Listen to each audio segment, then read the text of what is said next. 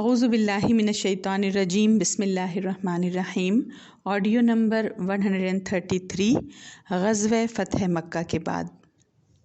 پچھلے 6 آڈیوز میں ہم نے غزوہ فتح مکہ کے متعلق سنا کہ نبی اکرم صلی اللہ علیہ وسلم 10 رمضان المبارک کو مدینہ سے 10,000 کا لشکر لے کر 8 ہجری میں مکہ کے لیے روانہ ہوئے اور 17 رمضان المبارک تک یہ پورا کیمپین کامیاب ہوا، اور نبی اکرم صلی اللہ علیہ وسلم کا دونوں ٹارگٹ پورا ہوا، مکہ کو آزاد کرانا اور بغیر خون خرابہ کے آزاد کرانا، تاکہ خانہ کعبہ کی حرمت کو بٹا نہ لگے۔ ہم دیکھیں اس پورے غزوے میں 14 لوگوں کی جانیں گئیں، 2 مسلمان کی اور 12 کافروں کی۔ اور ہم نے سنا نبی اکرم صلی اللہ علیہ وسلم خانہ کعبہ میں گئے، نماز پڑھی، تکبیر کہی، خطبہ دیا، بلال رضی اللہ عنہ نے خانہ کعبہ کی چھت پر اذان دی۔ پھر نبی اکرم صلی اللہ علیہ وسلم نے سارے لوگوں سے پوچھا کہ اب بتاؤ میں تمہارے ساتھ کیا کرنے والا ہوں، 20-21 سال کی ظلم زیادتی کا کیا صلہ دوں گا؟ سارے کفار ڈرے سہمے ہیں، لیکن نبی اکرم صلی اللہ علیہ وسلم فرماتے ہیں لا تثریب علیکم اليوم فانتم الطلقاء، آج تم پر کوئی گرفت نہیں، تم سب آزاد ہو، کسی سے کوئی ریونج نہیں، کوئی انتقام نہیں۔ کچھ لوگ تھے جو حد سے آگے بڑھ گئے تھے، ان لوگوں کو قتل کا حکم دے دیا، لیکن پھر بھی ان میں سے 4 ہی مارے گئے اور 5 کے لیے امان طلب کی گئی تو انہیں امان دے دی گئی۔ وحشی بن حرب کو معاف کر دیا، حمزہ رضی اللہ عنہ پر تیر چلانے والے کو، ہندا کو معاف کر دیا، حمزہ رضی اللہ عنہ کا کلیجہ چبانے والے کو، ابو سفیان کو معاف کر دیا، صفوان بن امیہ کو معاف کر دیا، اکرمہ بن ابی جہل کو معاف کر دیا۔ اتنے بڑے بڑے مجرم کو معاف کر دیا تو ہم سوچیں جن 4 کو نہیں معاف کیا وہ کتنے بڑے مجرم رہے ہوں گے۔ تو اس طرح نبی اکرم صلی اللہ علیہ وسلم نے ٹوٹل 19 دن تک مکہ میں قیام فرمایا۔ انہی 19 دنوں میں وہیں سے یعنی مکہ سے ہی مکہ کے آس پاس کے علاقے میں کچھ صحابہ کی ٹیم بنا کر سرایا بھی روانہ کیا۔ عزا، سوا، منات بت ڈھا دیے گئے، لوگوں نے خود کو سرنڈر کر دیا۔ قریش نے سرنڈر کر دیا، ان کا سردار ہی ایمان لے آیا تھا ابو سفیان، تو اس طرح سارے قریش نے خود کو سرنڈر کر دیا۔ لیکن چھوٹے چھوٹے جو دوسرے قبائل تھے اس میں کچھ کمزور تھے اور کچھ بڑے اڑیل اور بدماش قسم کے لوگ بھی تھے، خاص طور سے طائف والے، حنین والے۔ تو ان قبائل کے جو متکبر اور اڑیل اور بدماش تھے وہ ایک جگہ جمع ہو گئے اور کہنے لگے کہ محمد نے اچانک دھاوا بول دیا 10,000 کا لشکر لا کر اور ہمارے سرداروں کو قید کر لیا، تو ہم اس وقت مجبور ہو گئے تھے، کچھ کر ہی نہیں پائے، لیکن ہم تو سرنڈر نہیں کریں گے، ہم ماریں گے یا مریں گے، ہم لڑیں گے۔ تو اس طرح کے جو لوگ تھے وہ مکہ چھوڑ کر بھاگ گئے اور ایک جگہ پلان کر کے جمع ہو گئے اور یہ فائنل طے کیا کہ ہم تو لڑیں گے، ہم تو مقابلہ کریں گے، ہم ہتھیار نہیں ڈالیں گے۔ تو ہم دیکھیں نبی اکرم صلی اللہ علیہ وسلم ایک مشن میں تو کامیاب ہو گئے، مکہ تو فتح کر لیا، لیکن یہ دوسری مصیبت آ گئی۔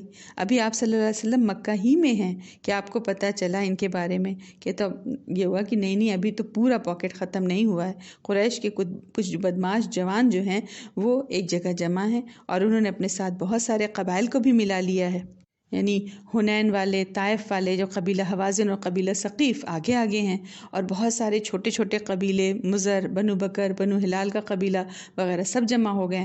تو اس طرح مکہ میں 19 دن رہنے کے بعد 6 شوال کو نبی اکرم صلی اللہ علیہ وسلم نے فرمایا کہ ہم ان کا حساب کتاب پورا کر کے ہی مدینہ لوٹیں گے۔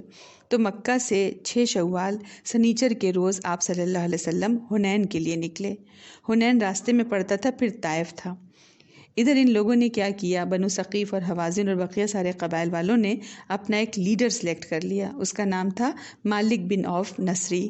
اس نے سارے قبیلے کو مخاطب کر کے کہا کہ میں اسی صورت میں تمہارا لیڈر بننے کو تیار ہوں جب تم لوگ بیوی، بچے، جانور، ساری چیزوں کو میدان میں لے کر آؤ، سب چیز سامنے رکھو، پھر ہم فرنٹ سے لڑائی کریں گے تاکہ کوئی بھی زخم لگنے کے بعد میدان چھوڑ کر نہ بھاگے، کیونکہ میدان چھوڑ کر بھاگیں گے تو بیوی بچوں اور سامان کے ضبط ہو جانے کا ڈر رہے گا، تو بھاگیں گے ہی نہیں۔ اس طرح بہت ہی جوش اور جنون کے ساتھ جنگ لڑیں گے، ماریں گے یا مریں گے، یعنی ڈو اینڈ ڈائی کے علاوہ اس طرح کوئی آپشن ہی نہیں رہے گا ان کے سامنے۔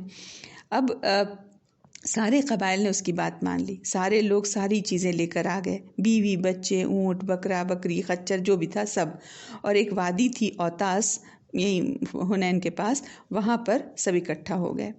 نبی اکرم صلی اللہ علیہ وسلم کو پتہ چلا کہ یہ سارے قبائل اوتاس میں جمع ہیں، تو نبی اکرم صلی اللہ علیہ وسلم وہاں لشکر لے کر کے نکلے۔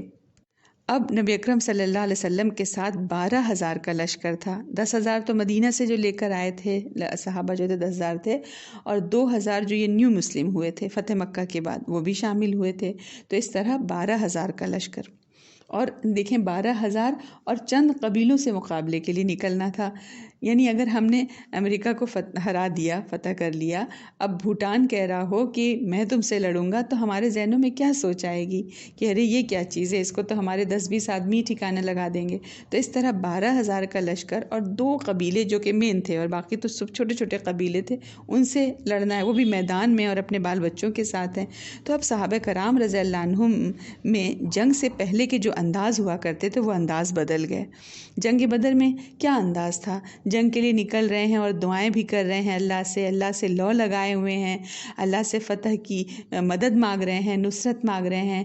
آنکھ دشمن کی طرف، دل اللہ کی طرف، ٹوٹل توکل اللہ کا تصور دکھتا تھا. لیکن اب جب جا رہے ہیں حنین کے لیے، سبق سکھانے کے لیے، تو اللہ کی طرف سے سمجھیں بے نیازی، دل میں یہ احساس کہ اب ہم سے کون ٹکرائے گا. 313 تھے تو لڑتا تھا زمانہ، اب تو ہم ہزاروں ہیں. 12,000 کا لشکر ہے. یہ بنو حوازن کیا کرے گا؟ یہ بنو ثقیف کیا کر پائے گا؟ انہیں تو ایسے اور ایسے کر دیں گے، منٹوں میں قصہ ختم کر دیں گے. یعنی کثرت تعداد پر توکل دکھنے لگا. اللہ تعالیٰ کو یہ بات پسند نہیں آئی. اللہ تعالیٰ نے سبق سکھا دیا، کثرت یا نصرت. زبان حال سے تو کثرت ہی دکھ رہا تھا.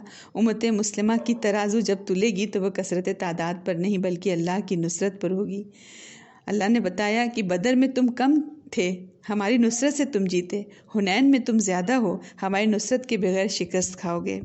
یہ بھی میسج دینا تھا اللہ تعالیٰ کو مسلمانوں کو. تو فرمایا سورۃ توبہ میں کہ لقد نصرکم اللہ فی مواطن کثیرہ ویوم حنین اذ اعجبتکم کثرتکم فلم تغن عنکم شیئا وضاقت علیکم الارض بما رحبت ثم ولیتم مدبرین ثم انزل اللہ سکینتہ علی رسولہ وعلی المؤمنین وانزل جنودا لم تروہا. لقد نصرکم اللہ فی مواطن کثیرہ، کہ اللہ نے تمہاری مدد کی ہے بہت سارے مواقع پر، بدر میں، احد میں، خندق میں. لیکن یوم حنین اس کو یاد کرو جب تمہاری کثرت نے تم کو تعجب میں ڈال دیا تھا. تمہاری کثرت تم کو بہت بھلی لگی، تم بہت خوش ہوئے تھے کہ اچھا ہم اتنے سارے ہیں تعداد میں، تو تمہاری کثرت نے تم کو کچھ بھی فائدہ نہیں پہنچایا، اور زمین اپنی کشادگی کے باوجود تم پر تنگ پڑ گئی تھی، اور تم لوگ پیٹھ دکھا کر بھاگ گئے تھے. کیوں بھاگ گئے تھے؟ اس لیے کہ ہماری نصرت نہیں تھی. پھر اللہ تعالیٰ نے سکینت نازل کی اپنے رسول پر اور مومنین پر اور ٹکے ہوئے مومنین پر. پھر اللہ تعالیٰ نے اپنی فوج اتاری جس کو تم دیکھ نہیں پائے، یعنی فرشتے اتار دیے. تو اللہ تعالیٰ نے اس طرح دکھا دیا کہ امت مسلمہ کی جیت ہار کس چیز سے وابستہ ہے، کثرت سے یا نصرت سے. والسلام علیکم ورحمۃ اللہ وبرکاتہ.